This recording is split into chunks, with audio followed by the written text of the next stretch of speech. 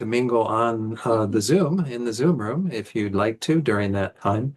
But anyway, good to see you, Bill and Laura, everyone, Mary Jo, the two Mary Joes, Stella and Eloise. Let's go ahead and start with the recitation of the prayers. Let me get those on the screen and we'll recite those together. Jana will kindly lead us in those.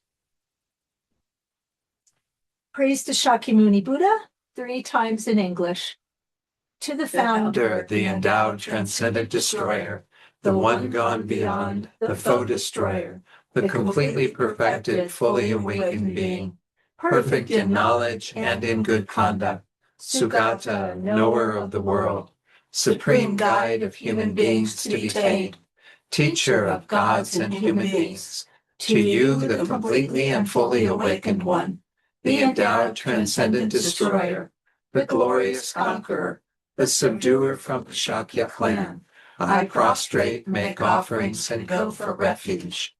to The founder, the endowed, transcendent destroyer, the one gone beyond, the foe destroyer, the completely perfected, fully awakened being, perfect in knowledge and in good conduct, Sugata, knower of the world, supreme guide of human beings to be tamed, teacher of gods and human beings, to you, the completely and fully awakened one, the endowed, transcendent destroyer, the glorious conqueror, the subduer from the Shakya clan, I prostrate, make offerings, and go for refuge.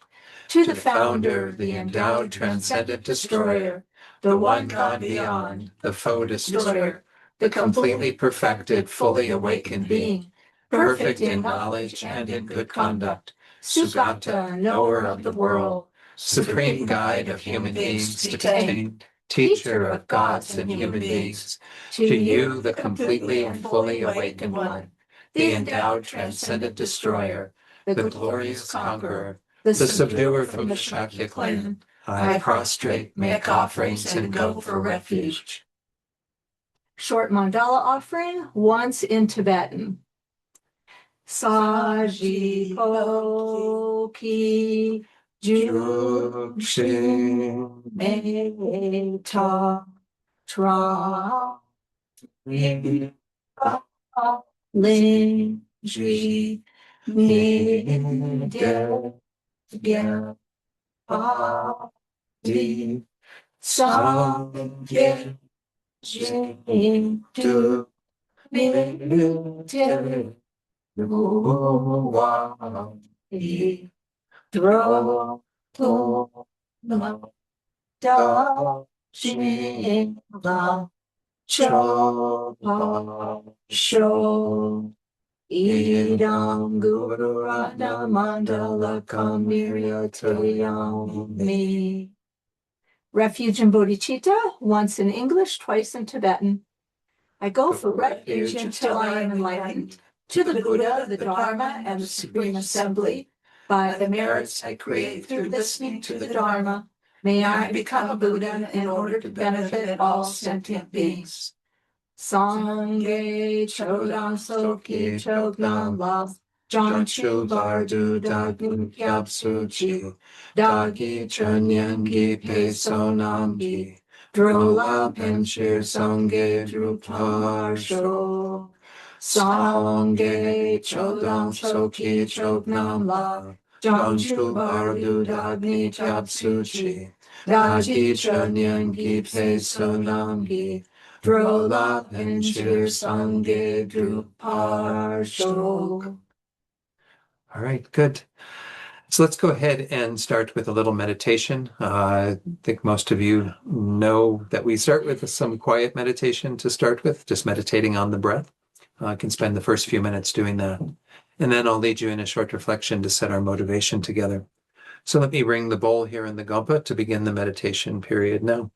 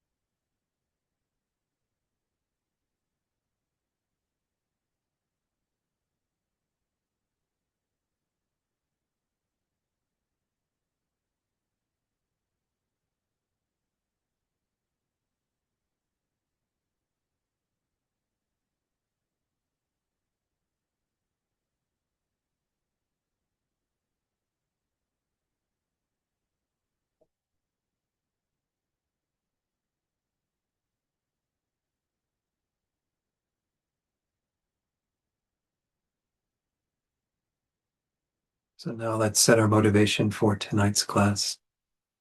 And let's do this by recalling the main topic we looked at last week, which was this mental factor, this affliction of ignorance. In this course, we're getting to know our minds, getting to know all the various aspects of our minds, especially those that are problematic.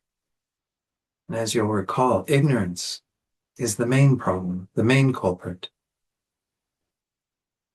Let's reflect on the two levels of ignorance that we went into.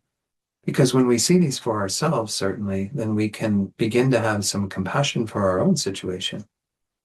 But when we see these in others, then this will be kind of allowing us to develop compassion for all beings, and thereby to generate this motivation of bodhicitta. So the first level of ignorance is an ignorance of karma, the law of cause and effect. And as we briefly discussed last week, because of that ignorance, we end up creating the causes for unfortunate rebirths.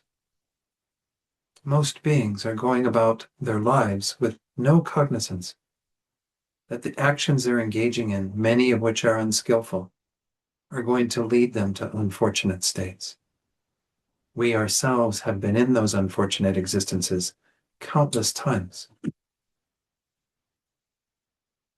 So in terms of ourselves, we start with generating some awareness of the need to rely upon the teachings on karma, so we can have a good rebirth in our next existence, and even many good rebirths if they're needed, in order to develop ourselves spiritually.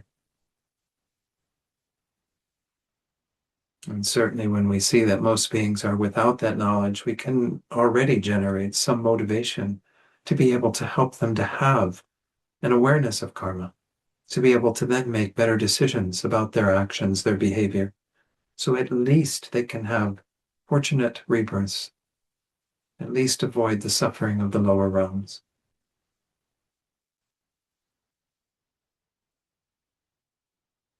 But then we went on to discuss the second level of ignorance, the deeper ignorance that is driving the whole show. The ignorance of the nature of reality, not knowing things as they are, in terms of their ultimate nature.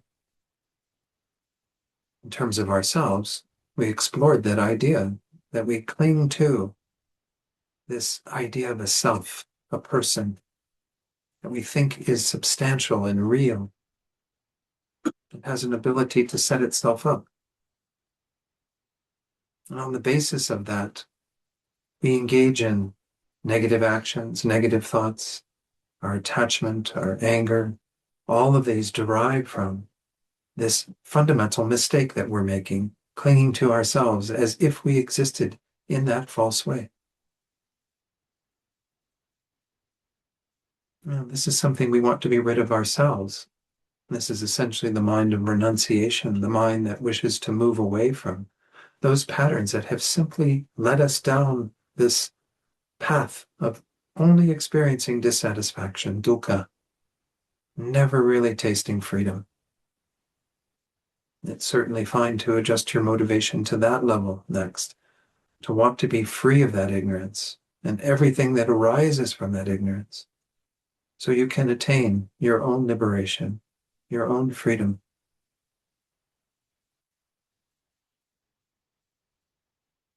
But then when we look at others and we see that they are driven by that ignorance as well, then they're only objects of compassion because they're under the control of that deluded state of mind. They continue to create the causes for rebirth and samsara. They continue to not find the happiness that they seek. and not actualize their full potential. So we advance our motivation to the highest level, the mind of bodhicitta, that aspires to develop ourselves completely through removing this ignorance and uniting it with a very compassionate, loving motivation. We can attain the state of a Buddha, and in that state we can then help other beings to remove their ignorance, the ignorance of karma as well as the deeper ignorance that misunderstands the nature of reality.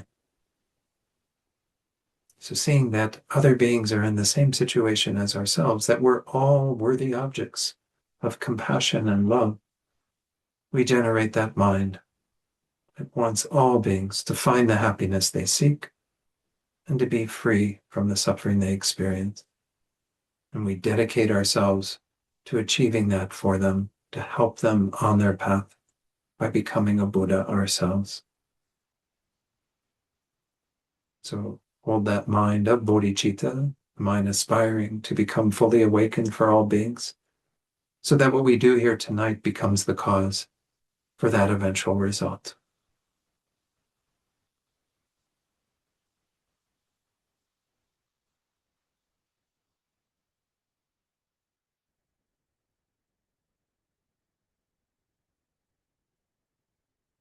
And then when you're ready, you can open your eyes fully and we'll come back into the space together. Okay, so again, we are in this course going through this getting to know our minds primarily by going through what are known as these mental factors. Let me put those back on the screen. I'm not going to go through the whole list. There are 51 of these and they're divided into 6 groups. We've been mainly focusing for the last several classes on the 6 root afflictions. These are identified by the Buddha as 6 problematic minds that we need to address. We need to eventually remove these. The first 3, we did spend a little time on the 4th as well, pride, but the first 3 are what are often referred to as the 3 poisons.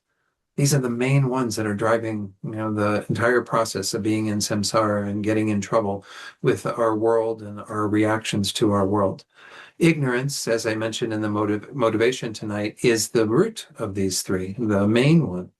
It's called here ignorance or confusion. I think another translation for it is bewilderment. But the idea is that this is a lack of knowledge in regard to things, but in regard to the deepest level of ignorance, it's not just not knowing how things exist, it's mistakenly knowing how things exist, thinking that things exist in this inherent, intrinsic, substantial, self-existent way. So this is the big challenge that we face, is trying to overcome this ignorance that we've had since beginningless time, which is a bit mind-blowing. We've never been parted from that ignorance in any final way. We have moments where it's not, active in our minds, but most of the time it is. And it distorts how we relate to our world around us. And that's why we have attachment towards things that are pleasant and the aversion or anger towards those things that are unpleasant. If we weren't revolving around this strong sense of an I, a self that we absolutely believe in, that we think is here without a doubt, well, then we wouldn't be getting kind of caught up in these different patterns of attachment, anger, pride, all the other afflictions. So this is really the root one, the one that we need to remove. And last week we did go into the reasoning of dependent arising, which helps us to undermine the sort of concrete independent status of the I and other phenomena. We think they exist on their own, self-established, able to kind of identify themselves as if their characteristics are inherent within them. And those things do not exist that way. And the reasoning of dependent arising, again, is highlighted because it allows us to know how things actually do exist. The Buddha was not nihilist. He didn't say things don't exist at all. When you read some of the Buddha's sutras, the discourses, you might see statements that make it sound like the Buddha was denying the existence of these things and the existence of the self. He's denying what we have held on to as reality. That is not how things actually exist. They exist in this very, very subtle way as dependent arisings. In the subtlest of the levels of dependent arising as mere designations, mere imputations. This collection of stuff, the body and mind that each of you have, that is being thought of as I. And that's the only way I exist. There's nothing real or substantial on this collection of stuff or apart from this collection of stuff that is the real I. The I is just an idea, a thought in relation to this. Yeah, Mika. I don't get it. It takes time. I don't know if I'll ever get it Yeah, because I mean, we're here to debate, right? to some extent, though we do To have some material to extent. cover. Last week we went into all of this, so I don't want to spend Okay. too much time on it. But were you going to make a point in terms of your own conviction in the eye, or what were you going to share? It seems that, the genetic material, Uh-huh. and if we have a past life, whatever those factors contribute all in, it seems like on the contrary, there is an I. I am an I, different than anything else, because of the parts that the I is dependent on. I don't know. But again, I think everything you just described, Maka, is actually if we think of it in terms of the mere eye. The mere eye is just the thought of eye that we put on this stuff. We are dependent. There's an interdependence. That's what dependent arising is referring to. The I exists in dependence upon the body and mind. This is what we think of as an I and hold to as an I. However, and it doesn't exist intrinsically or substantially, meaning we cannot find anything in this collection of stuff that is the real I. Well, what about the consciousness that goes from lifetime to lifetime? That's not the real I. I want to debate. I don't know how to debate this, but to me, it doesn't really resonate. And it takes, and this is what I emphasized this last week. I mean, it really takes a lot of investigation, study, as well as meditation on these techniques of trying to dismantle the I. The other technique we looked at last week is this idea of the 4-point analysis. And I'll just go through that briefly, where we first bring up that strong sense of an I that we frequently have, especially when we're in a situation where that I is being threatened or where we're needing to defend it or whatever the case might be.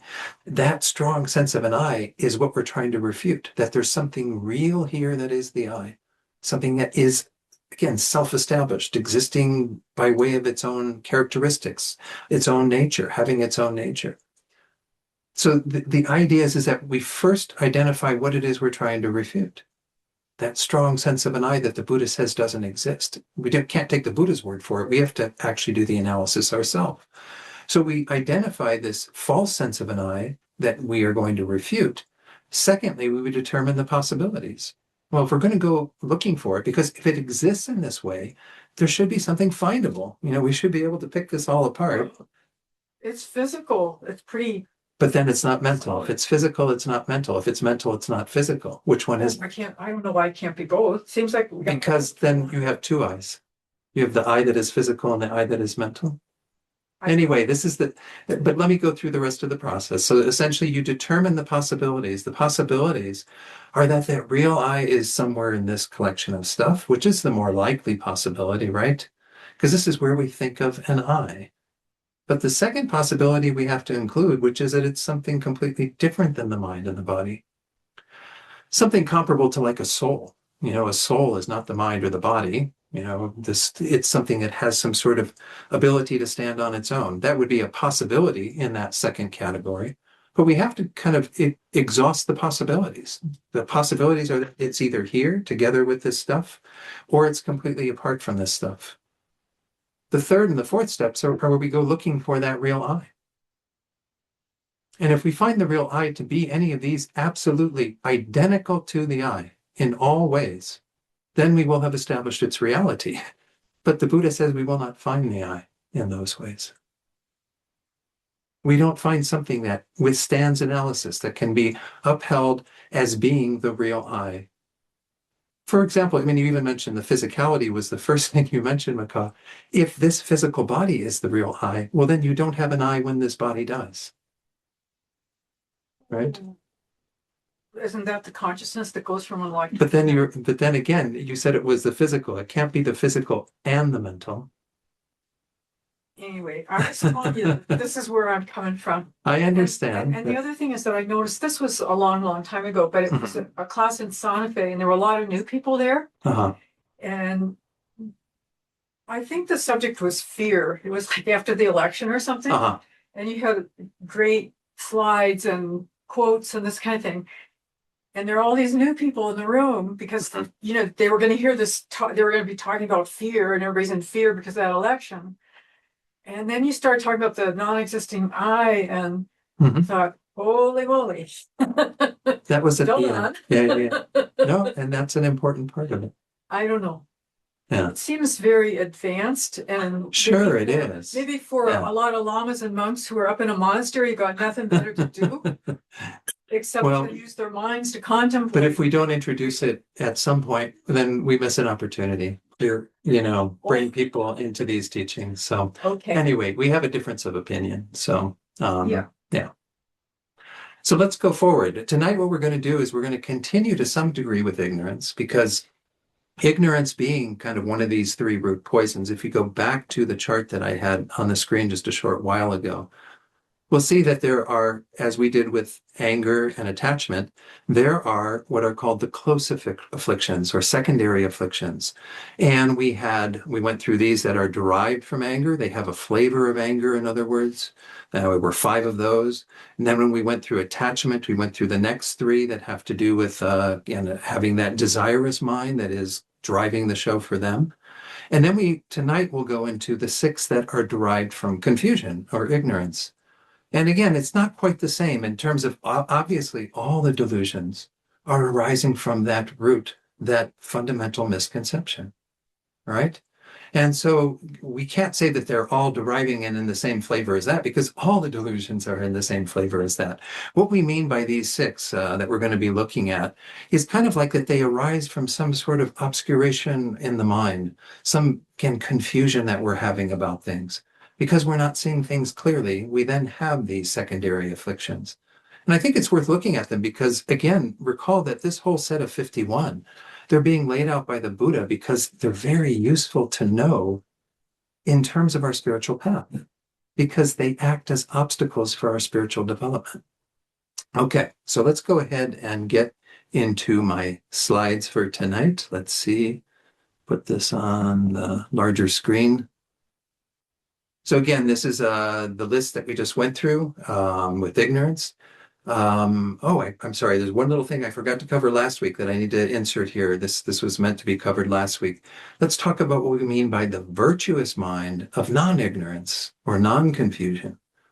Again, this is the opposite of it. Just like we saw for attachment, there was non-attachment, and for anger, there's non-anger or non-hatred. It means the complete opposite of that delusion. So let's look at what's on the screen now. This is, again, everything that we are working on in our Buddhist path is to overcome our ignorance and confusion. So this virtuous mental factor is an important one to know. This is called here non-confusion by His Holiness and Venerable Chodron. Again, we could use the term non-ignorance or non-bewilderment. It's the opposite of confusion, arising from an inborn disposition and nurtured by study, reflection, and meditation. These are actually the 3 types of wisdom, well, actually the 3 types that we accumulate in this life. The very first one was mentioned at the beginning of that sentence. Arising from an inborn disposition. We do have wisdom we carry from life to life. This wisdom that we generate on the basis of prior study and reflection and meditation is carried forward. So we come into this life with some inborn disposition, and then we nurture it by those 3 activities: studying, reflecting, and meditating. This wisdom, or this non-confusion, then acts as a remedy for confusion and ignorance, and accompanies the firm wisdom that thoroughly analyzes the nature and specific characteristics of an object.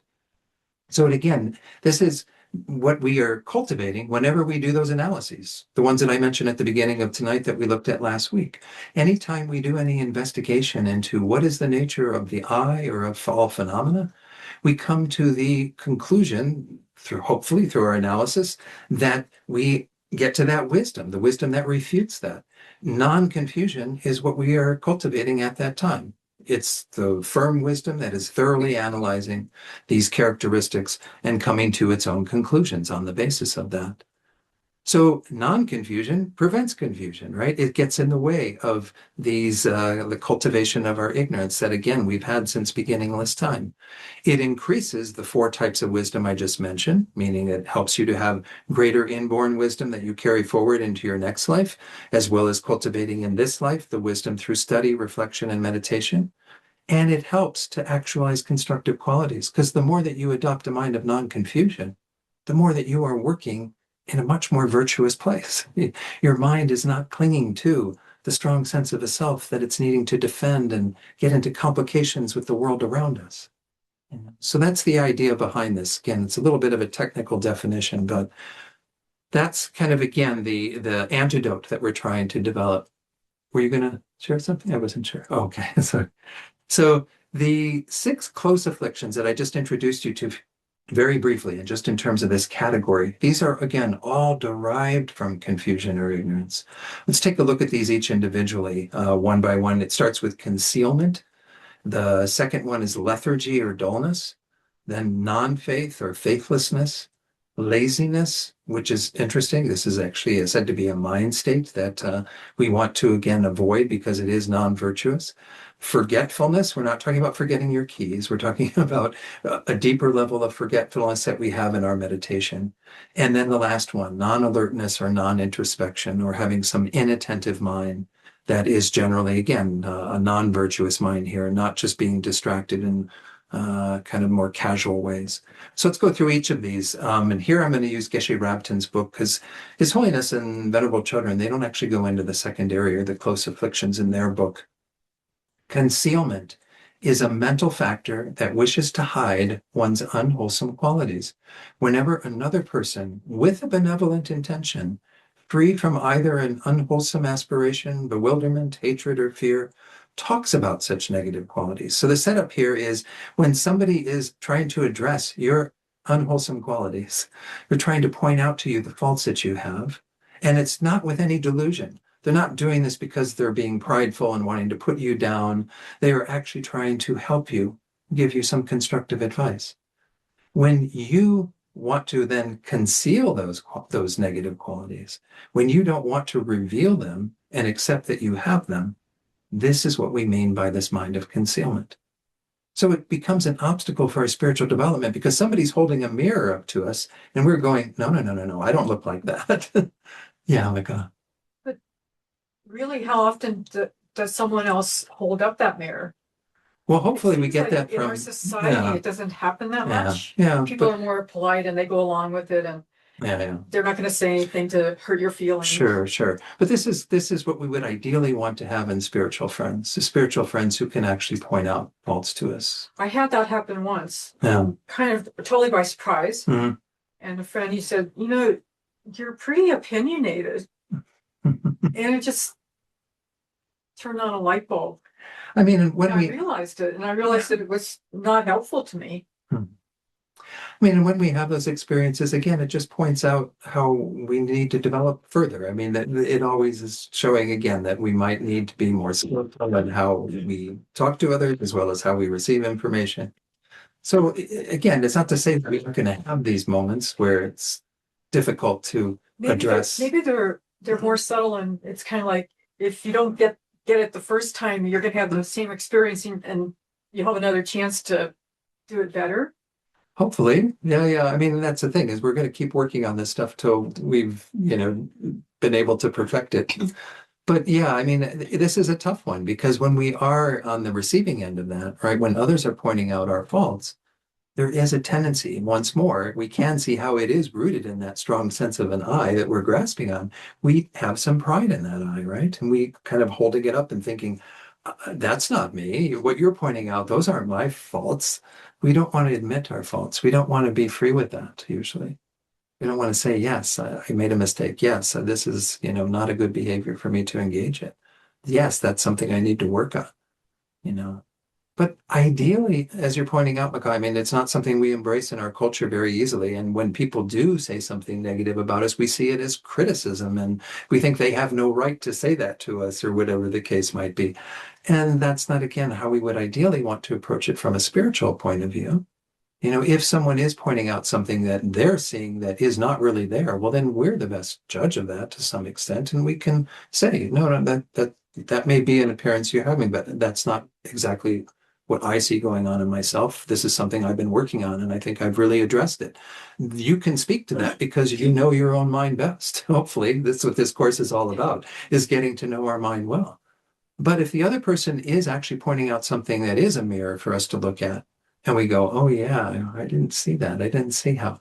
I'll use an example that was really quite useful to me. The retreat that I led at Vajrapani, it was a wonderful treat with a great group of people, but there was one student in particular who kept pushing things in the opposite direction of everything that I would bring up.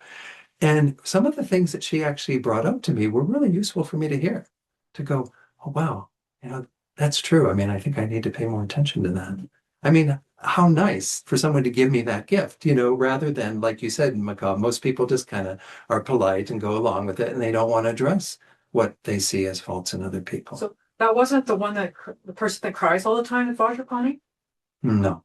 At my retreat, there was a person that cried all the time. Yeah. No, not that I'm aware of. I don't know exactly who that person might be, but this was someone else. I think this was, yeah, but anyway, the idea is that, these are valuable things when somebody points out things to us. And I guess that one of the main forums in which we will receive that type of input is from teachers. When we have a guru, a teacher, a spiritual guide that we look up to, and we go see them and they point out our faults to us, well, then if at that point we're like, no, Rinpoche, you're wrong. You got it all wrong. Sorry. But, well, then that's obviously, we need to maybe take a harder look at that. In particular in those relationships, I think that's where it becomes really important that we don't engage in any form of concealment, that we actually say, I've got to take seriously what this teacher is telling me, because I see them in that light of someone who has more knowledge, more experience, more qualities than what I do. And so if they're pointing out something to me, I need to take it seriously. But hopefully we also do that for each other as a spiritual community. I know it's hard. And people do have that in the West in particular, a strong tendency to get defensive the moment that somebody says anything that's pointing out a fault. But if we're able to kind of put that on the back burner and try to be there with our ears wide open and not immediately speak to defend ourselves, just hear what the other person says. And even if at the moment you can't see it, maybe just to say, well, thank you for taking the time to point that out to me, and I'll take that into consideration and reflect on it. Yeah. I'm reminded too. So I had, in my professional career, I had some training to be a life skills coach, or facilitator. And in our training, in the circle, one of the things that we practiced was, I might say to somebody, would you like some feedback? And they could say yes or no. And it was kind of what you're saying is like, if they're seeing something that I'm doing that, maybe I want to realize, it was just a kind of a respectful way to offer that reflection. Yeah. No, and I think that's a part of it too. If we are going to offer any insight we have to other people, to really seek permission first, then you do know that the person sort of said, yeah, I'm ready. I'm willing to hear that. I'm ready to hear that. And if they say, I'm in a kind of tender spot right now, maybe we can talk about it another time. Well, then you respect that and you say, yes. But again, from the side of ourselves, to conceal our faults is not going to do anybody any good, right? Because we're not going to make any progress on our path by addressing our faults. So again, that last part of this, in terms of what's on the screen, concealment has the direct function of causing the loss of one's wholesome regret. Because regret, we're going to see, is kind of a changeable mental factor. Some regret is wholesome. We should regret that we have engaged in negative behavior, that we have done things that we should, try to correct and try to do better. And it has the indirect function of not allowing the body and mind to remain at ease. If we're always concealing our faults, well, then we are putting on a front to everyone. We're being hypocritical, really. We're saying, oh, we're all perfect and wonderful and everything's delightful. And yet inside, there's all this decay. There's all these unhealthy states of mind. So concealment is an important one to address. And we can see how, again, it's coming from some level of a confusion or obscuration. That's not, again, all of these derive from that deeper level of ignorance, but how it's related to ignorance is because it's not allowing us to be wise with our way of approaching working on our minds. We are shutting the door to receiving any of that input from others that might be really useful for us. Dullness or lethargy, the second one on this list, is a mental factor that, having caused the mind to lapse into darkness and thereby become insensitive, does not comprehend its object clearly. It's like that cloudiness of the mind that can move into sleep. It's not sleepiness per se, but it's a dullness or heaviness of the mind. And again, he makes the function is delineated here. It has the function of making the mind and body heavy and inflexible, and of eventually increasing our sleepiness and sinking. Sinking is how he refers to this kind of subtle laxity that happens in the mind when we're meditating. But the idea is that we do succumb to this dullness frequently, and it can happen on our meditation cushion, but it can also happen as we're just kind of going about our day, not really being attentive to what's going on because we're becoming somewhat, again, heavy and foggy in the mind. It's not allowing us to stay sharp and clear. That's why it's kind of interesting when people approach Buddhist meditation, sometimes they come with this expectation that it's going to be like, taking a hot bath or something, like you're just going to lay back and relax and like just make the mind just kind of empty and float around or something. Developing good meditation means making the mind very attentive and sharp. Dullness is the exact opposite of that.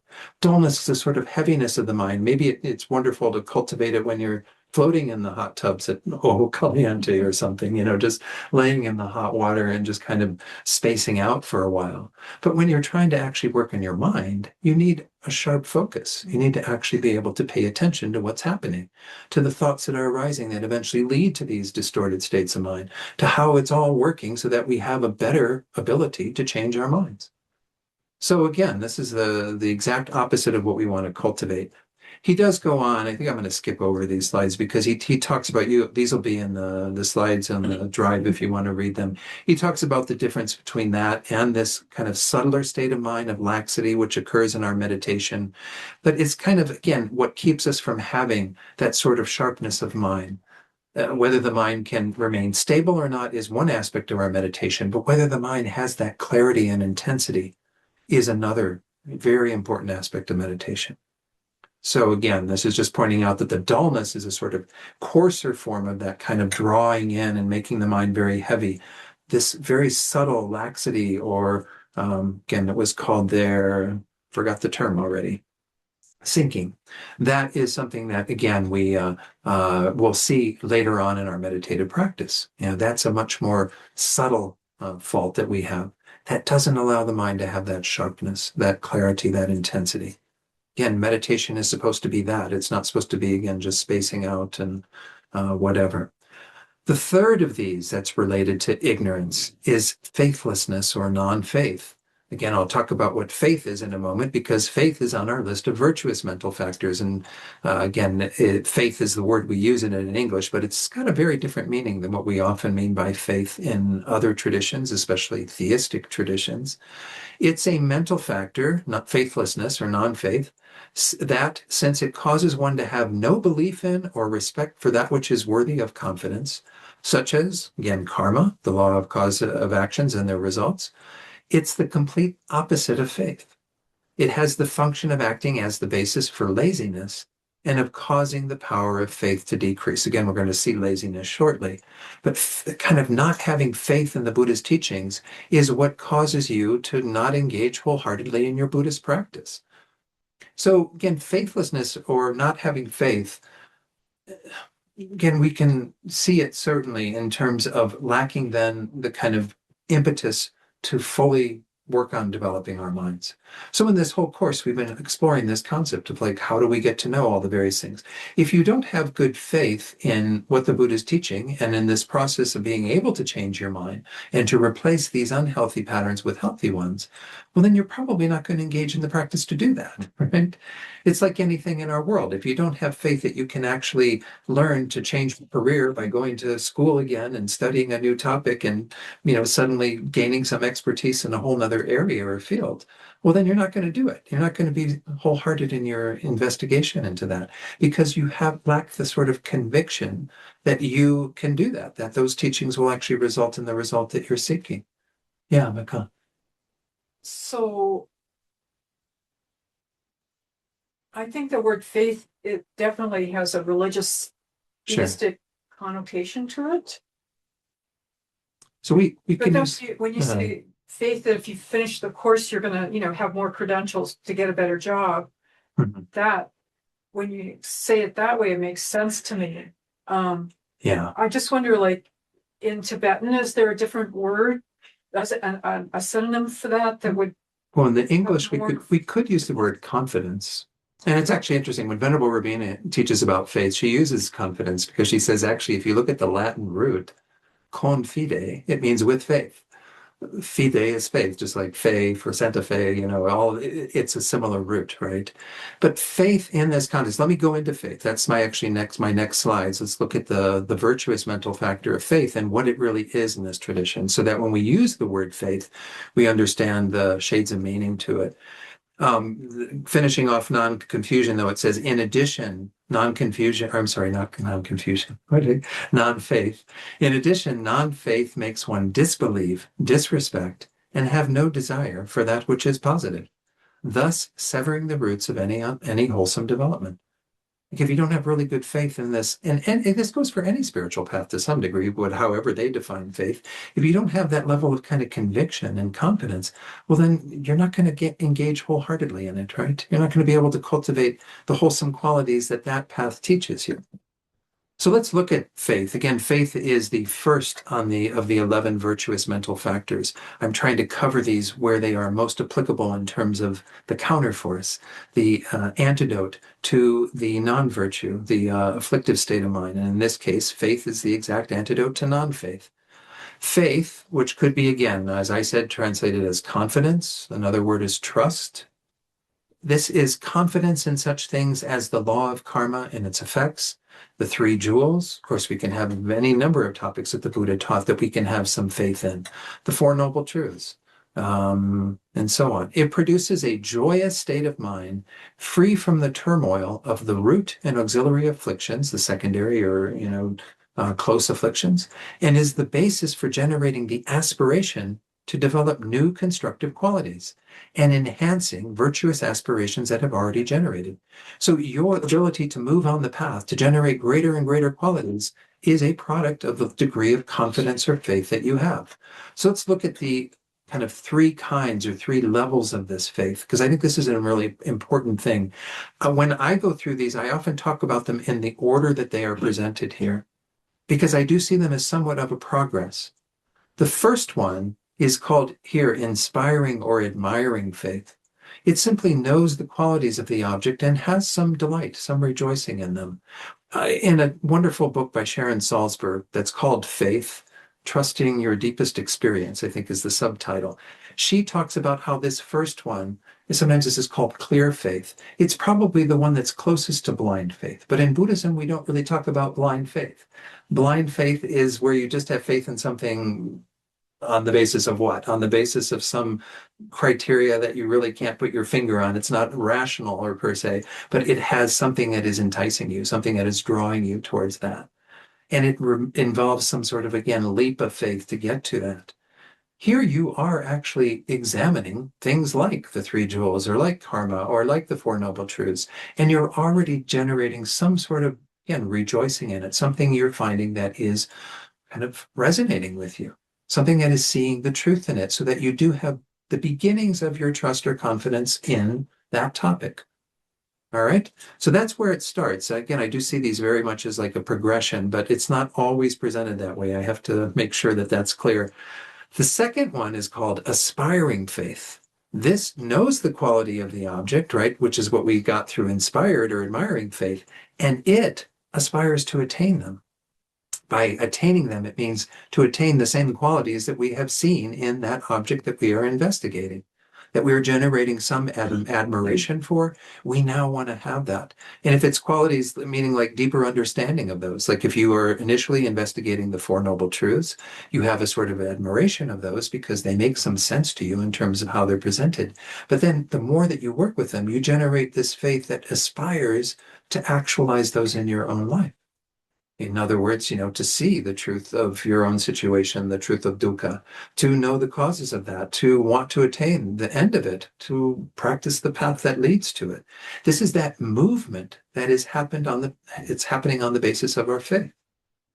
Kind of, you have to start with the admiration, a bit of distance yet, between you and what the qualities of the object, and then you start moving towards the qualities of the object. Well, the third one is where we actually begin to taste the qualities of the object through our active engagement in them.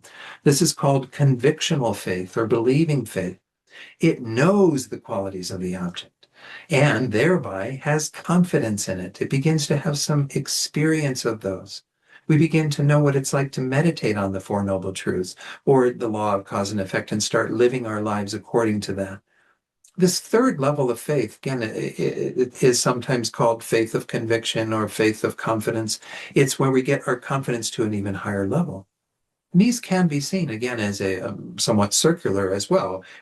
Through the force of generating greater conviction in the teachings, we come back around to have an even deeper admiration for them and an even stronger aspiration to engage in them. And then a deeper conviction through that engagement, and then a deeper admiration, and so on. It can be seen somewhat like a spiral. But this is at the heart of the concept of refuge in the Buddha Dharma. Refuge is when you are having that conviction that the three jewels, the Buddha, Dharma, and Sangha, are what will address the fears that you have. They are what will give you the antidote to that, what will help you to, accomplish what it is that you really seek, finding the true happiness that you can attain and being free from all suffering. So again, this is how we can see faith operating.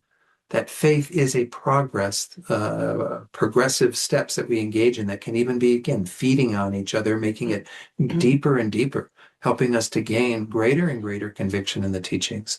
That then acts as a direct conduit for us to engage in more effort in our path, to actually do things and, practice the path and do our meditation, do deeper study. It all gets motivated because we have faith. All right? Let's go on to, okay, I don't know if I may have one more slide in regard to this. Oh, then we go to laziness. Well, faith is it's interesting. Faith is like the first antidote to laziness. Because if you have faith in something, then you're more prone, again, to aspire to do something. You don't just sit there, I really believe in this Buddhist path. This Buddhist path, this is it. This is the way out. This is what I need to engage in. But I'm just going to sit back and, chill. If you have that kind of faith that draws you in that direction, well, then your laziness is not going to be such a big issue. But we actually see that the real antidote, the main antidote to laziness is enthusiasm, is effort in our path, which again comes from faith, but nonetheless, we'll see that separate when we get to that.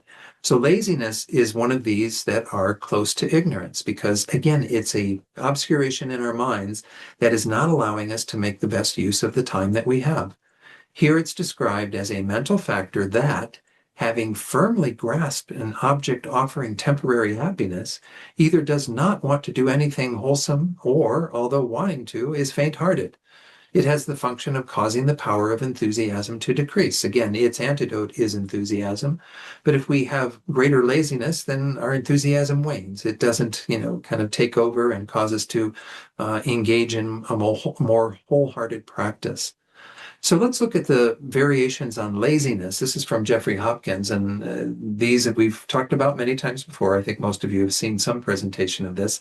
In our Western language, we usually talk about laziness just meaning, oh, mañana, I'll do it later. I'm just going to chill. I'm going to sit and put on Netflix and to hell with everything else, right? That's the first one. And we got two more types of laziness that we need to address. But the first one is this kind of indolence through attachment to sleep and so forth, to attachment to just kind of saying, okay, I can't put any more effort into anything today. I'm cooked. This is it. I'm just going to chill, right? The second one, I sometimes call this the laziness of busyness. This is where we are adhering to, getting attached to non-virtuous activities of desire and so forth. That can include Netflix and all the other things, but that's also where we just fill our day with so many of the things that we want to do, right? Oh, I want to make sure I read some more of this, and I want to go out on my walk and, be in nature and see the wonderful mountains. And I'm not saying those things are inherently bad or anything. You can make them into part of your spiritual practice, but it's done with a mind of attachment. You're attached to these mundane activities, and we often fill our lives with so many of them that we don't have much energy or enthusiasm for our Dharma practice. So we have to see, with the first one, we have to see to what degree do I have that mind that just wants to chill and take a bath and forget everything else. And, and then the other one is more, how do I fill my day with other activities that keep me kind of busy, but are really not so meaningful? And I'm not saying every moment of your life, this is the goal, perhaps, when you get to be some great bodhisattva, every minute of your life is filled with absolute virtue and you are engaging in virtue around the clock, even in your sleep. That's a pretty tall order, right? But at least look at our lives now. And to what degree do we have some choice that we can say, okay, I'm going to maybe not spend my time doing these things, because if I actually spend time studying or engaging in more meditation, that'll be of greater benefit, right? You see once more how it comes from some faith and some aspiration to engage in this path. Then you put the effort into it. You have enthusiasm for your practice. But if you succumb to this kind of attachment to worldly activities, you're going to end up wasting a whole lot of every day. And it's a form of laziness. The Buddha says this is just a choice that we're making. That is the choice for a lazy kind of tendency.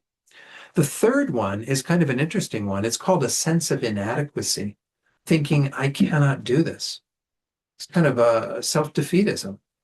We hear about a lot of things in Buddhism, right? We hear about the teachings on emptiness. We hear about teachings on how to develop deep concentration. We hear about a lot of things that do involve putting a lot of effort into doing those things. And we might hold the thought, I can't possibly do that, right? I can't possibly get deep meditation. I can't possibly do this, realize emptiness, whatever the case might be. We often layer that kind of thinking with those sort of self-defeatist thoughts. And those self-defeatist thoughts are, in the Buddha's eyes, a form of laziness. Why? Because we can do those things with continual, repeated engagement in that practice. If every day we say, I'm going to sit and meditate, even if it's just 10 minutes of focusing on my breath, I'm going to do it every day to develop some continuity of practice, then we will see results over time. Even engaging in that little bit of practice. Of course, the more we do, the better results we'll see. But to have this self-defeatist attitude is actually speaking to a form of laziness. It's you can accomplish things, just have to do the work.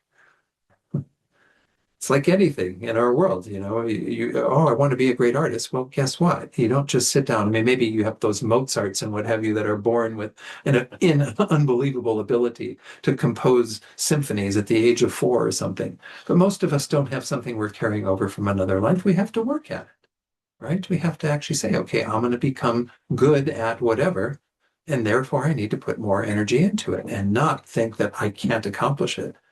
With some, kind of conviction, I will be able to actually achieve those things.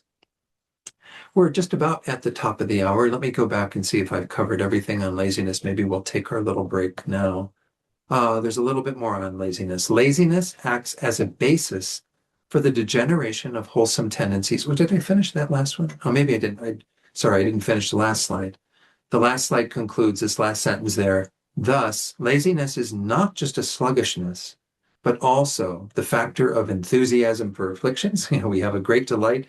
We might not have enthusiasm for our practice, but we have a great delight to do all these other meaningless things in our day, as well as a false sense of inadequacy. False because we can accomplish things. It might be more challenging for some of us than others, but that's something we can do. We just simply need to roll up our sleeves and put effort into it. So back to the slide I was starting with here just a few minutes ago. Laziness acts as a basis then for the degeneration of wholesome tendencies that we've already amassed, as well as for the prevention of any fresh production of virtue. This negative mental factor is what is overcome by enthusiasm. So if we generate, and again, to generate enthusiasm requires faith as a foundation. and then you develop some aspiration to actually do the work, and then you are enthusiastic about doing it. We all have to get to a place where we are just, joyous in doing our practice. In fact, I had one teacher say to me once, this was in a class, not to me directly, but he said, if you're practicing the Dharma and it's not fun, well, you're doing it the wrong way. Well, Because we often refer to this, we're going to see this when we come back after our break. This factor that opposes laziness, enthusiasm, is often referred to as joyous effort or joyous perseverance. It has a joyous quality to it. If we actually see that, it's a comment from another teacher that said, if you see how much we enjoy experiencing the fruits of our virtue, you would think we put as much joy into generating the causes for the fruits of that virtue, right? We get all this wonderful stuff from engaging in our virtue, all the wealth and resources and whatever it is that we have in our lives, the enjoyable food, the enjoyable sunsets, whatever, all of this comes from your virtue. Well, if you're enthusiastic about having those in your life, you should be enthusiastic about creating the results by engaging in, the wholesome actions that lead to that. So anyway, let's take a little break now. Again, those of you who are online, feel free to chat amongst yourselves.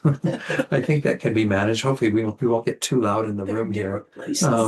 But yeah, we're going to reconvene. Let's plan for about 10 minutes, about 7:11 here in New Mexico, 11 minutes after the hour, 12 minutes somewhere in there. That sounds good. Okay. And then we'll go again till about 1:45, finishing off tonight. Okay, we'll come back after the break. So let's talk about enthusiasm. Enthusiasm, really important thing, right? Again, we see even in worldly terms, if you don't have enthusiasm for something, you probably do it pretty half-heartedly, right? You don't really stick your whole self into it and really get the results that you're seeking.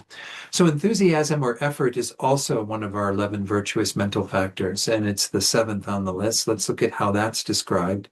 In the Dalai Lama and Venerable Children's text, they call it joyous effort, which is, again, how we often refer to it in the Mahayana tradition. This counteracts laziness and joyfully engages in constructive actions. It acts to generate constructive qualities that have not been generated and to bring those that have been generated to completion, to advance them, make them even stronger. So this is a really important thing. Again, I could speak a lot more on joyous effort. There's a whole section in the Lam Rim, the stages of the path, where we work with this, because joyful effort is actually the 4th of the 6 perfections of a bodhisattva. So it's interesting. Let me go through these 6 real quickly. The 6 perfections start with generosity, which is acts of giving, but mainly the mind that intends to give, the mind that is happy to share what we have in terms of our resources, our knowledge, whatever, with others. The second one is morality, which we already know is a key part of all the Buddhist teachings and part of every spiritual tradition is some level of morality. The third one is patience, which we already talked about in relation to overcoming anger. The fourth one is joyous effort. The fifth one is concentration. And the sixth one is wisdom. It's said that these are set out in more and more difficult to accomplish. As you go through this, it's easiest to do generosity. Then it's maybe a little bit harder to do morality. And then it's a little bit harder to practice patience. And then it's even a bit harder to have enthusiasm. I find that placement kind of strange, right? Enthusiasm is harder to accomplish than patience. I mean, I think we have to really look at what we mean by enthusiasm. What we mean is kind of this level where, once again, when you do become very enthusiastic about your Buddhist practice through having that deep faith and this, ongoing aspiration to accomplish things through your spiritual path, you are kind of going 24/7 in a sense. You are doing a lot.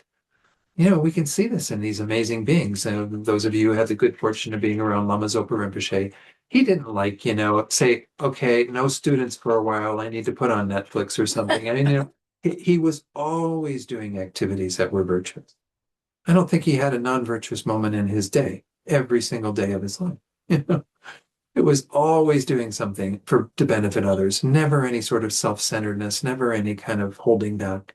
He was always giving, always so. They say even when he had, they use this term, showing the aspect of having a stroke, meaning that if this is a Buddha, he's not really having a stroke, but nonetheless, that's how we saw it, was Lama Zopa Rinpoche having a stroke in 2011. They took him to the hospital, and in the hospital, he was like all concerned about everyone else in the hospital. He wasn't concerned about his own situation.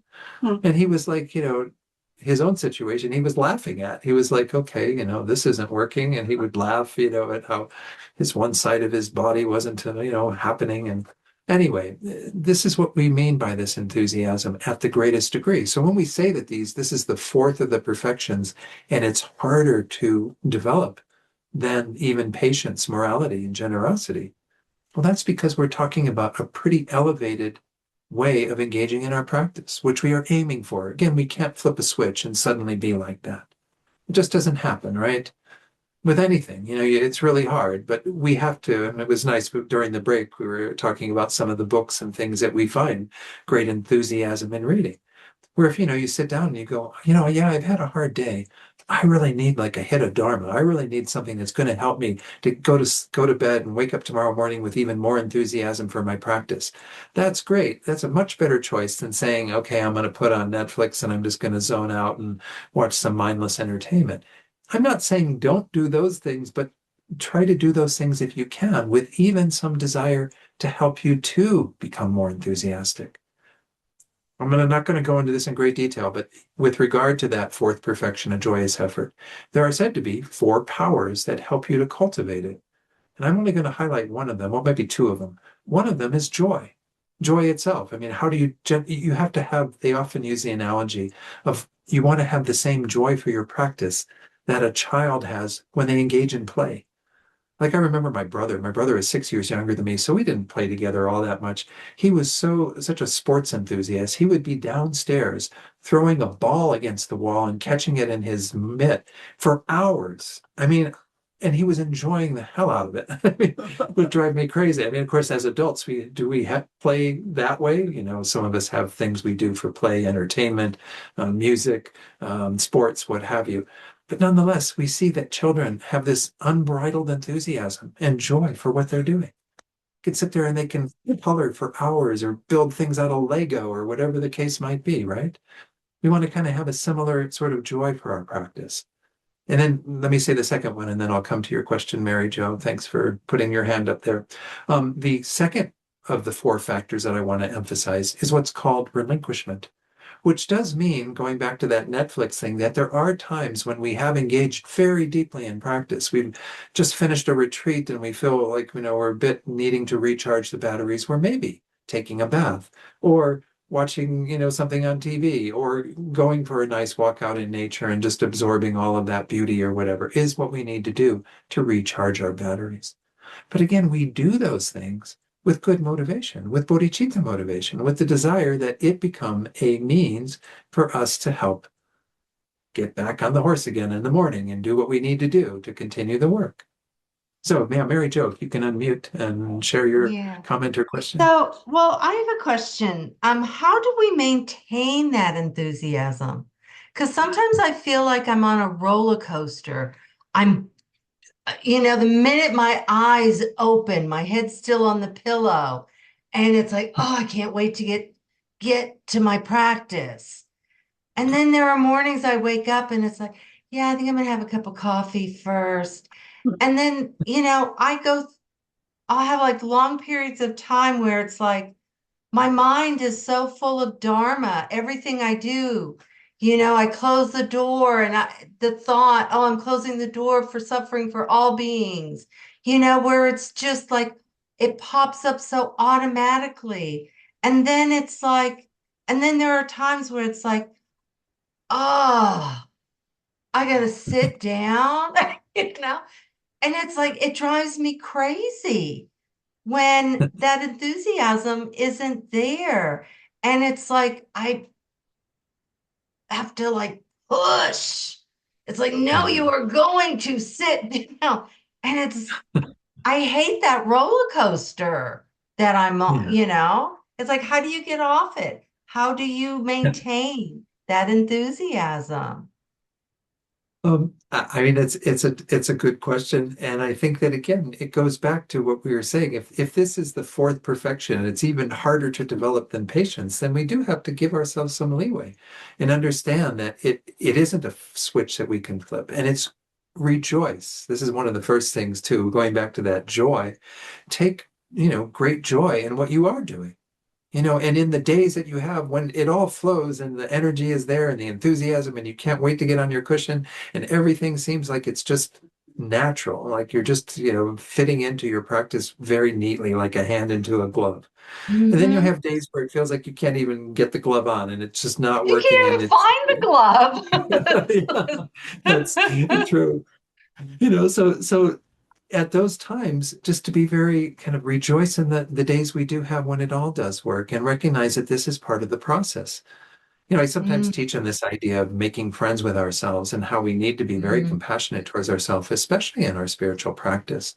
And one of the things I often share is a little cartoon that says, my perception of other people's spiritual path, it's like this, continuous stream going from mm, low to high, right? That's how we think everyone is progressing and how we're supposed to progress because that's what everybody does, right? You start off here and you just keep getting better and better and better and better, and eventually you reach the goal.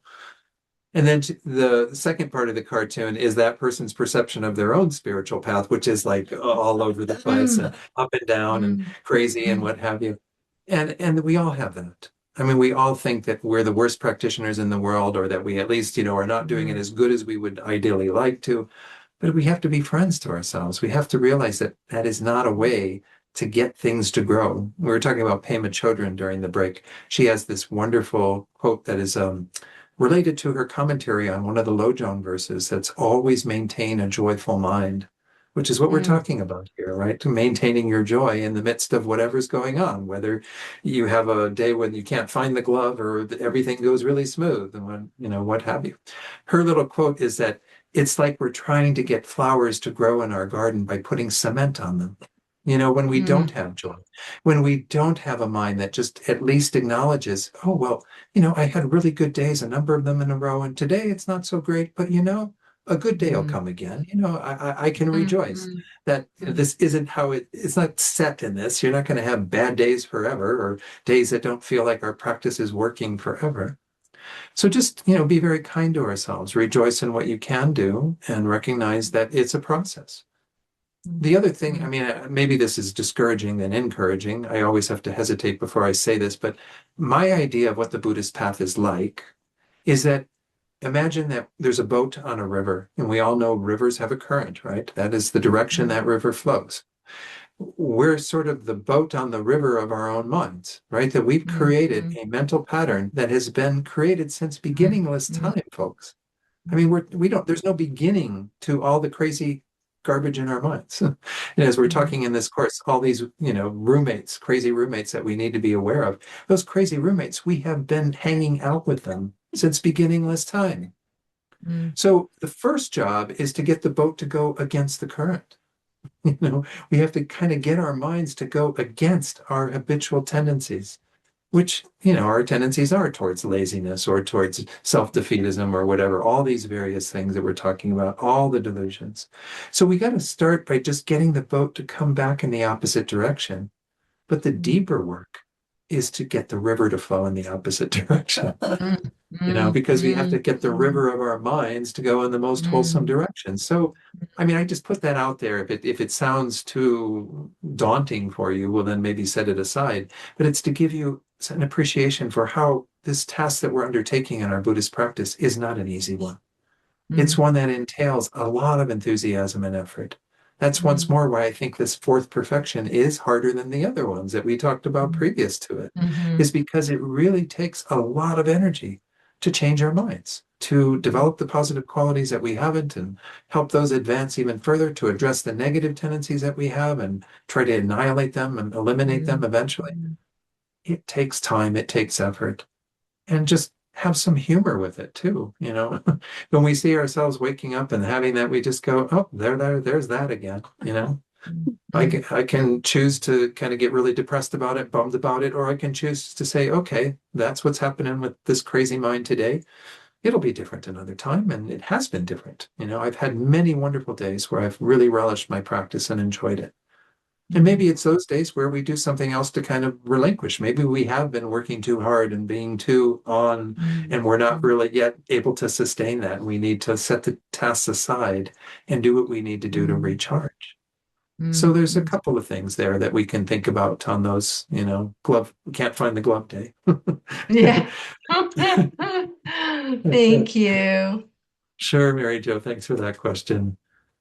Yes, please, Anne Marie. So I'm curious, what is your day like? What is my day like? Yeah, I'm just, I mean, I don't want to get too deeply into what my days are different every day, practically, it seems. I do have some regular stuff. One of the things that happens with Tibetan Buddhism is you often get what are called commitments, which come when you take tantric empowerments. And so a good share of my day is fulfilling my commitments and doing these practices. And as part of those, there's meditation involved. But my day starts generally with me getting out of bed. After I go to the bathroom, I feed the birds and do the water bowl offerings. And then I see how my day's going and what I have next and whether I can fit some practice in and whether I need to do practice later in the morning. So it varies, but So do you watch TV? Sure. Do I watch TV? Yes. I don't watch it that much, but I do at the end of a day often, when especially if I come back from the center teaching or something, that I might turn on for an hour or so, just to watch something to decompress. John and Jana can tell you I do watch some things because we do talk about shows. They sometimes give me recommendations of things. And he has great recommendations. Yeah. You like the same kind of show. I mean, I think we all have to find our ways of relaxing, but once more, try to do those things with bodhicitta, with like a good motivation. Like, okay, I'm going to turn off all that and recognize I'm at a place where I'm not really ready to go to bed yet, but I do need to kind of decompress and relax. But I'm going to do this for the benefit of all beings. I'm going to do this so that they can benefit from my time recharging my battery, taking care of myself in that way. Anyway, I'll share really briefly the story of Venerable Rabina at the retreat. And some of you have heard this before, but it was like a long weekend of retreat. And in the middle of the day, we were talking about this whole thing of joyous effort and relinquishment. And I was telling her how it's a bit of a slippery slope sometimes. You go, okay, well, I'm going to take some time and do this, but maybe one more episode or maybe one more movie or whatever. And before you know it, you've kind of gone down that whole slippery slope and wasted a whole lot of time. And then, I was telling her at that time, Downton Abbey was on PBS, and I really was looking forward to, after the weekend of retreat, it was Sunday afternoon, I was really looking forward to going home, putting on PBS, and watching a new episode of Downton Abbey. And Venerable Rabina said, well, Don, if you're going to watch Downton Abbey, you either watch it with bodhicitta or you don't. You just don't watch it. If you're not going to watch it with bodhicitta, then don't even turn it on, essentially. And I guess that's, again, what I want to get across is you can do your more mundane activities with a very healthy mind.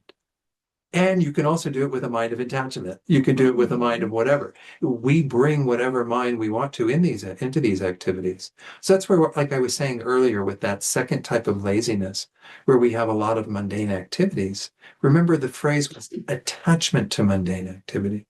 If we're doing those mundane activities with like a deep attachment that really wants to do them for really no wholesome reason, right? We're attached to watching Netflix and attached to going out in nature and attached to this and that. That's the mindset we want to get rid of. We want to actually use those as practice, to say, okay, I'm going to do these things, but I'm going to do them with thinking of others, thinking of bodhicitta. You can even watch TV or movies or whatever with a Dharma lens, right? You can often see Dharma in the choices that the people are making and the drama that you're watching or whatever. So you can make it into practice. It doesn't have to be, oh, that's forbidden. I can't do any of these more mundane activities. You do them with a different mind. You do them with a different purpose. Okay. Let's go carry on. We're getting close to finish with these lists of those that are related to ignorance. Forgetfulness, as I said, this doesn't mean forgetting your keys or something. It's a mental factor that, having caused the apprehension of a wholesome referent to be lost, a wholesome object to be lost, we're not remembering it, it induces recollection of and distraction towards a disturbing referent. We aren't on the ideas we want to practice during our day. For example, bodhicitta. Mary Jo was mentioning that bodhicitta mindfulness practice of when you turn on a light, then, you think about, bringing all beings to enlightenment, kind of removing the darkness of their ignorance, what have you, all of that. Well, that will keep your mind in a more wholesome state. But if you have a forgetfulness with regard to it, well, then you may have a more disturbing referent, but you might also just have a neutral mind, a mind that doesn't think about transforming that activity at all. But in our daily activities, we will often have more disturbing things arising if we aren't aware of maintaining good thoughts, good behavior throughout the time that we have. Forgetfulness has the function of destroying the vessel which contains all wholesome qualities and of causing the power of our recollection, our mindfulness, to decline. Thus it leads one to apprehend objects that disturb the mind. So again, forgetfulness here is seen as sort of the opposite of that kind of mindfulness, that recollection. Because mindfulness isn't just something we're using in our meditation where we're mindful of the breath, for example. That is a way we can talk about mindfulness. It's not forgetting that we're keeping the awareness on the breath like we do at the beginning of these classes, right? That is a form of mindfulness. Mindfulness is also what we're doing if we've meditated on, for example, a recollection of death. We're going to do a little course here. I'm going to teach a course on May and June on heart advice for death and dying, which is how we get our head around the reality of our own death and work with that awareness. So if you spend some time meditating on that and developing some awareness of the reality of your death, the uncertainty when you're going to die, but then you aren't mindful of that throughout your day to really influence you to take good advantage of the time you do have, to use every moment as well as you can, well then, again, you've lost that and your mind has gone to that more distracted state. It's gone to potentially, again, just being attached to this life and things of this life and not being mindful of death. So again, that's how forgetfulness would play that role of kind of disturbing the mind and not allowing the mind to reside in that more truthful awareness. In this case, the reality of death. I think this is the last one on our list of these 6. Inattentiveness, or sometimes referred to as non-alertness or non-introspection, is a mental factor that, being an afflicted state of intelligence, which has made no or only a rough analysis, is not fully aware of the conduct of your own body, speech, and mind, and thus causes you to engage or to enter a state of careless indifference. It has the function of causing the power of intelligence to decline and the negative actions of body, speech, and mind to increase. So what are we talking about here? Well, let's talk about the opposite of it, which is introspection. Again, introspection we use in our meditation, just like mindfulness. We use introspection as kind of that spy, right? That checks in to see, are we on the object? Have we forgotten the object? Sort of kind of assessing what is happening with the quality of our meditation. But when we're not in meditation, when we're going about our daily life, our introspection should still be active, saying, what am I doing right now? And is it still in line with the Dharma? As I start talking to people at the store about, something that's upsetting me, am I really staying true to the principles and the mental attitudes I want to bring into the world? So the introspection kind of is a companion to our mindfulness. Mindfulness keeps the mind there, and introspection checks to see if there's any deviance from that. If we have gone away from that object, if we have moved away from virtue, then chances are we've moved to non-virtue. So then our introspection keeps us moving in a more virtuous path. So non-introspection or inattentiveness means you're not utilizing that tool. You kind of go, we might refer to that as being mindless rather than mindful, but it really means that we aren't using this factor of checking in and making sure that our behavior is in accord with how we are trying to be in the world on the basis of our Buddhist understanding and practice. Sort of maybe like your Jiminy Cricket or your guardian angel, as we had guardian angels and when I grew up Catholic, right? I was never really clear where that being was, but we had this idea on your shoulder. Well, then there was also the cartoons that had the little devil on the other shoulder, right? And a little guardian angel here and a little devil over here. But but we have this factor that we can bring into our own lives that's kind of attentive to what is going on now. What's happened to me? Have I gone down that slippery slope of, watching 5 hours of TV when I really should be getting to bed so I can get up in the morning and do my practice and meditate with a healthier mind? It's kind of checking in. So we need that. And so if we lack it, then that's what we mean by this inattentiveness, non-introspection. Just a little quote from Master Shantideva where he talks about this in his fifth chapter, I believe this is. I should have put the verse number on there. Sorry, I didn't. Those who wish to keep the trainings must, with perfect self-possession, guard their minds. Without this guard upon the mind, the trainings cannot be preserved. That's what we mean by introspection, is guarding the mind. It's a watchful alertness, kind of taking the time occasionally to check in and see, are we staying true to what we're trying to do in our lives and in the world? With the time we have left, we are going to take a look at this fifth of the root afflictions. I've covered now the first four. We've gone into kind of the ones that are derived from attachment, anger, and ignorance individually. We'll get to the rest of them in one of the remaining classes. Afflicted doubt. Before we get into this, I do want to talk about doubt in general. I mean, doubt in general in the Buddhist path is a healthy thing. You know, it is good to examine the teachings in a very critical way. I mean, if you come into Buddhist teachings and you just nod your head and go, yeah, that's right. Yeah, that's right. Yeah, you're absolutely right. But you never look at them for yourself. Well, then what have you gained? You really haven't deepened your own faith and conviction, right? If we go back to the previous, when we looked at faith as one of the most important virtuous mental factors we have, that's developed through your own investigation of the teachings, through your own coming to conclusion that these are things that I'm convinced of, that I have some conviction in, that I have trust in, that I want to then follow. Well, doubt helps you get there, right? Because if you don't remove your doubts, then they're going to kind of linger and become problematic. They become problematic particularly when they become afflicted doubt. When you get to a place where you've got a two-pointed mind, oh, it either does exist or it doesn't exist, or this is correct or this isn't correct, and you can't move forward because you haven't come to a conclusion. And, you know, if you come to the conclusion that what the Buddha says is a bunch of hooey and you want to go study something else, well, that's perfectly fine. The Buddha said, I'm not going to, you know, take offense at you finding the Buddha's teachings to not be something that holds water for you. But if you, you know, get to this place of indecision where you can't decide, are they really worthwhile or aren't they really worthwhile? Well, maybe it means you need to investigate further. And that's what we're going to see as the antidote to that. But essentially, that can become a block to your spiritual progress, because you're not going to move forward because you're not sure it's really the right path, but you're not going to really degenerate because you think it maybe holds water. So you're in this kind of holding pattern. This is what we mean by an afflicted doubt, the one that acts as an obstacle. But in general, doubt is something healthy to have. Okay, you know, I'm not going to believe what Don says just because Don's saying it. You know, that's what they said about the Buddha's words. The Buddha said, don't believe it just because the Buddha said it. Well, that goes for any Buddhist teaching we read, hear, whatever. We have to take it in and go, okay, is this really gold? Does this hold up under investigation? And most of the Buddhist teachings you can do that with. Some of them, like karma, might sound logical and realistic, or might sound really crazy and ridiculous. But we have to maybe still generate some conviction in them on the basis of other teachings the Buddha gave that we can investigate.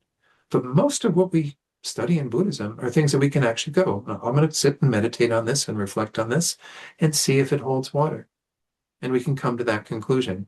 So let's take a look at what is meant by afflicted doubt. I've already kind of explained it with that little presentation, but deluded doubt or afflicted doubt is indecisive wavering that tends toward an incorrect conclusion about important points, such as karma and its results, the four truths and the three jewels. It's kind of, you know, again, tending towards an incorrect conclusion because that's where we start. We're all starting with some level of ignorance. You know, if we learn about karma, well, we've had the ignorance that doesn't know about karma. And so we are tending to lean towards that, but we still are indecisive. We can't move forward because we haven't resolved our doubts. So here it's described by Geshe Rabten as afflicted indecision, saying it's a wavering, indecisive mental factor tending towards an incorrect conclusion about such important points in our Buddhist path, such as karma, the law of actions and their results. The Four Noble Truths, which we talked about in this course and almost every Buddhist teaching as it comes into play in some regard, and the Triple Gem, the Buddha, Dharma, and Sangha, the objects of refuge.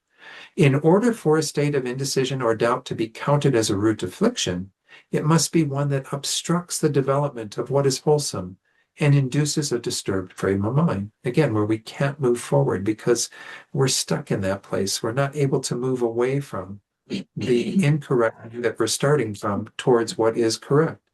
So then we can't develop any faith, any conviction in the teaching. So also, afflicted indecision only occurs when the object of doubt is something the acceptance of which is crucial and valuable to one's spiritual development, such as, again, the three jewels and so on.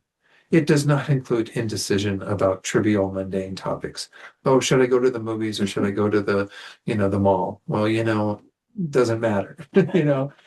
I think I'm tending to, these things are not, that type of indecision, may have some affliction involved in it, but it's not what we mean by this. We're simply looking at things that have to do with our spiritual development as we're investigating the teachings. Again, that's how doubt is presented here in the context of Buddhist teachings. Then Geshe Repton adds this interesting point. He says, indecision prevents us from gaining any firm certainty about a particular point and thus creates a weak, vacillating mind that is not a sound basis for a practice of Dharma. To overcome it, we have to probe the object of our doubt with intelligent discrimination based on sound reasoning. Through applying ourselves in this way, we shall be able to reach a one-pointed state of conviction, free from any hesitation or wavering. I think you'll recall that in the beginning of this course, we looked at this process of moving away from our incorrect views all the way to the deepest insight into how things actually are. And one of the stages was doubt. And the next stage after doubt is what we call this sort of correct assumption or this correct belief. That's where we want to end up with, where we don't have that doubt any longer. We're not kind of wavering and moving back and forth between is it or isn't it. We're at that point where we say, yeah, I know what it is now. And I have this sort of it may still be at the level of belief, but it is something that I have settled on as what is the actual answer to the question, whatever that question might be. Then we go on to develop even deeper awareness through our own reasoning and analysis, where we actually come to a deeper commitment. And then we eventually develop a deeper insight through our meditation. So this is the idea behind that. Doubt is overcome in that way. But this is why it has to be addressed, because it's going to be an obstacle otherwise. So if we have to examine it in greater detail through our own reasoning, through our own investigation, through even further study, then we do what needs to be done. So this is the last topic for tonight. We'll look at some antidotes to afflicted doubt. First of all, listen, reflect, and meditate. These are the three ways of, again, acquiring wisdom in this life is through listening to teachings. That means also reading, reading up on if you have doubt about the Four Noble Truths, it's not causing you to, or that is blocking you from being fully committed to this path. Well, then listen to more teachings on the Four Noble Truths. Read more about what the great lamas and His Holiness and all that say about the Four Noble Truths. Then reflect on what you've listened to and read. And then meditate on it, to gain a deeper kind of awareness of it, integrating it into your mind.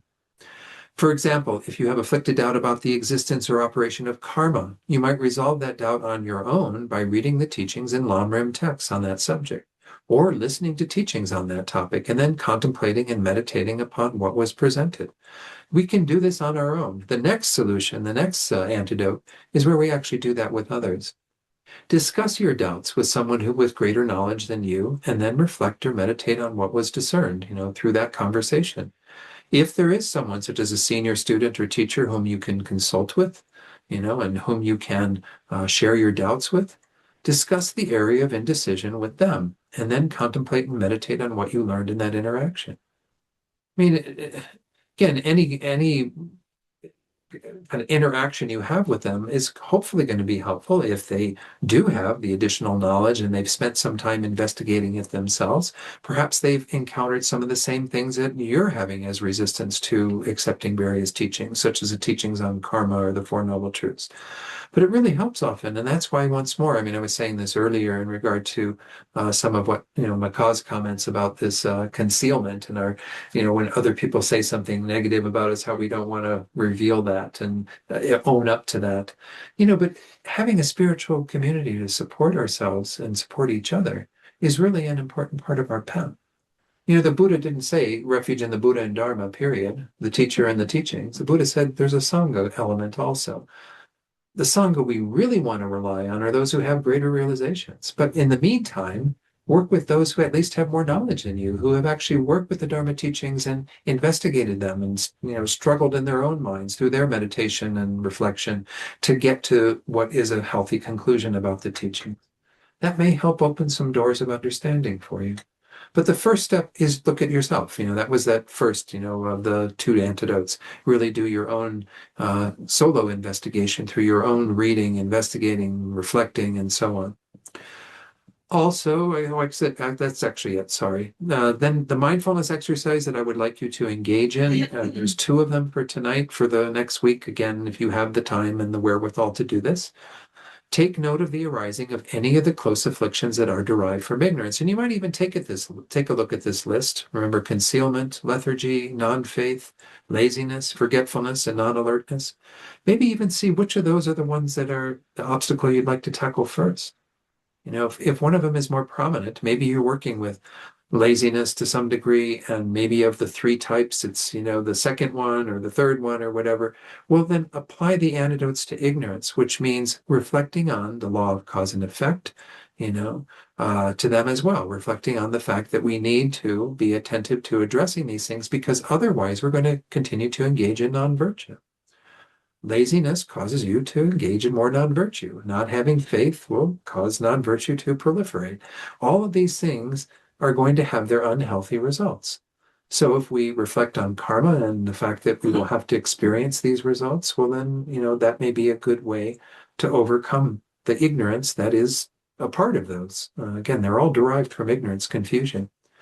Then it says for non-faith and laziness, those 2 in particular, you can also apply the more specific antidotes of generating the virtuous mental factors of faith and enthusiasm, respectively, right? So faith means that you have to investigate through those 3 levels of faith and really come to a deeper conviction in the Buddhist teachings. Laziness, you generate greater enthusiasm, again, by seeing the value of the path and the engaging in virtuous actions and the detriments, the disadvantages of engaging in non-virtue.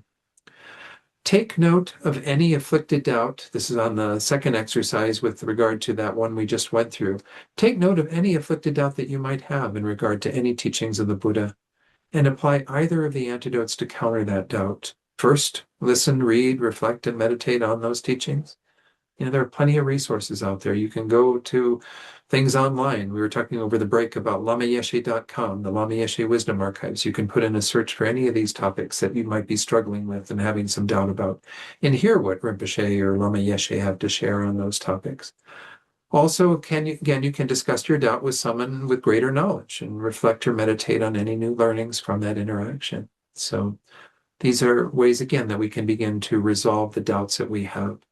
Doubts are, again, a healthy part of the process, but if they become afflicted and we just can't move out of our more habitual wrong seeing of things, well, then we might need some additional forces to help us to get over that. Then the reading assignment is to carry on with the few remaining things we have. We're going to probably cover the afflicted views, maybe a little more abbreviated. I don't know, we managed to cover everything tonight. I've got it all laid out already for the remaining classes that we have. We have 2 more sessions. And then we're going to also go on, hopefully in the next session, to look at the 20 close afflictions. These are those that are derived from attachment and confusion together. And then there are also some derived from all 3 mental poisons. Again, these are just to finish off the afflictions. We'll get done with all of them. I doubt that we'll get to the virtuous mental factors then. That might be something we do in the last class, but there's also, again, some of them that we didn't cover. Let's go to our little sheet of all the various mental factors that we've been working with. Again, all of these things in our mind that we need to get to know. We'll see that with regard to the virtuous mental factors, we have touched on a number of them. Again, tonight we looked at faith. Then previously we looked at non-attachment, non-anger. We also looked tonight at non-confusion, the opposite of that, ignorance or confusion. And we looked at enthusiasm. So what is remaining are the ones that are there. What about 5, 6 of them? 6 of them, I guess. So we'll go through the remainder of those as well. So any final comments or questions? I've gone a little over, sorry. I only have one question, and it's a simple one. Okay. What's Lam Ren mean? Lam Rim, the word Lam in Tibetan means path. And rim means gradual or graded stages. So we often recall that the stages of the path in English. It's the study that we do that kind of spells out how to progress through our own individual development on the path. And you should always talk about the little engine that could. The little engine that could, yeah. I think I can. I think I can. There's Yeah, a- that's the antidote to the third type of laziness, right? You have to kind of have that positive attitude, right? I can do it. I can do it. Any other final questions or comments? Again, sorry I did keep people a little longer. I've got to adjust my teaching to this new schedule with the little break. But was the break okay for everyone? Just checking in tonight. Was that all right? I mean, I realize we are going later and Mary Jo's on the East Coast, so sorry to have you stay up a little bit later, but let's That's do our okay, no dedications. problem. Okay, good. Thank you, Mary Jo. Appreciate it. Okay, we're going to do our dedications. And again, if you do need to leave at some point, you're welcome to do so. But Jana's going to begin by reading the names that we have on the list. And we've added Lou, I'm sure, to the death. Yes, okay. So, can start there. We dedicate the merit created by listening to this teaching to all beings everywhere on every prayer list. We dedicate for the health and long life of all of our precious teachers, that they may continue to guide us and teach us. We dedicate for all those beings experiencing obstacles, specifically Jana, Jeffrey, Wyatt, Alyssa, and Matt. Those experiencing illness, specifically Lori, Amanda R., Allie J., Karen A., Kelly, Joe, Emily, Dorcas, Rolf, Bill Waugh, Allie Pacheco, and Kate. Put me on that one. Oh, I had you on that one and then I took you off. I'll put you back on. And Anne Marie. And we dedicate for those who are dying or who have died in the last 49 days, specifically all those who have died due to war and violence. Lydia Ruiz, Peggy Ness, Ted Winston, Sweetie the cat, Kopi the dog, and Lou DeSantis. Maybe we add Ray Handrick to the list. He is my uncle and my godfather as well. When I was baptized into Catholic Church, but do you know his death date? Was through two or 3 days ago. I think 3 days ago. Yeah, was the night before. 13th. Yeah. Just say that. Okay, let's do our dedication prayers then. And again, we're dedicating for those beings whose names were recited, as well as all of those who we're holding in our hearts. And we'll start with these prayers. Jana will kindly lead us in those two. Dedication prayers once in Tibetan. Gewadi nyo da na sama de dru yo dro chi xiao ma de sa go show. Oops, sorry. John Joseph Jogrin Poshe Ma Ke Panam Ke Gyurji Ke Wanyam Pa Me Pa Yang Gong Me Gong Du Pel War Shok. And long life prayers for His Holiness the Dalai Lama, the wish-granting, wish-fulfilling jewel, source of every single benefit and happiness in this world. To thee, honorably kind, Tenzin Gyatso, I beseech. May all your holy wishes be spontaneously fulfilled. And for the swift return of Lama Zopa Rinpoche, peerless teacher and assembly of the children of the victorious ones, Vavakas and Prayaka Buddhas, victorious Losong Father and Sons, along with the lineage masters, all the objects of refuge of infinite lands, please bestow the virtue and goodness of accomplishing this prayer here and now. Holding and spreading the Muni's precious and complete teachings through explanation and practice, you wore the armor of patience that is never discouraged. Incomparable venerable Guru, to you I make request. While striving single-pointedly for the sake of the victorious one's teachings, the sole gateway through which all benefit and happiness emerge, and for other living beings, you suddenly departed to peace, What a great loss! Nevertheless, through the undeceiving truth of the blessings of the ocean of the three jewels, and the great waves of bodhicitta of the children of the victorious ones, may the smile of a reincarnation swiftly beam in glory for fortunate disciples. Maybe we just make some really brief prayers for the removal of all of the harm that's happening in our world due to war, other beings fighting each other, harm from weapons, and so on. And we know that this is, again, something that can be stopped, and we make strong prayers for it to end. Thank you all for joining tonight. And again, we have 2 more classes, and then there'll be some additional programming happening in May while I'm on retreat, and then I'll be back something like May 20th, no, 21st. And we'll carry on with a little course on heart advice for death and dying. So you get a chance to explore that topic a bit more. And yeah, some other things lined up. So you'll hear more in the future. Thanks so much, everyone.